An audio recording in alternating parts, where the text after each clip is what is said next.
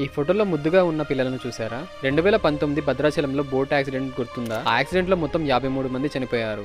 ఆ చనిపోయిన 53 మందిలో ఈ పిల్లలు కూడా ఉన్నారు. ఇంత చిన్న వయసులోనే చనిపోయారు. ఆ ఇద్దరు పిల్లల తల్లి ఈమె.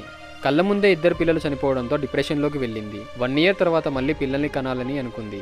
కానీ అప్పటికే పిల్లలు పుట్టకుండా ఆపరేషన్ చేయించుకోవడం వల్ల మళ్ళీ పిల్లలు పుట్టరేమో అనుకుంది. కానీ ఆర్టిఫిషియల్గా పిల్లల్ని కనొచ్చు అని తెలుసుకొని ఆపరేషన్ చేయించుకొని మళ్ళీ ప్రెగ్నెంట్ అయ్యింది. డాక్టర్స్ పిల్లలు పుట్టే తేదీ అక్టోబర్ 22 అని ఇచ్చారు. కానీ తనకి సెప్టెంబర్ 15న హెవీ పెయిన్స్ రావడంతో హాస్పిటల్కి తీసుకొచ్చారు. డెలివరీ కూడా అయిపోయింది. అందరూ షాక్.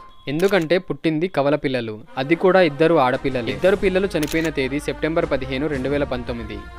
ఈ పిల్లలు పుట్టిన తేదీ సెప్టెంబర్ 15, 2021. దేవుడి గురించి తెలిసిందేగా, ఏది ఎక్కువ రోజులు ఉంచడు. అది ఆనందమైన బాధ అయినా.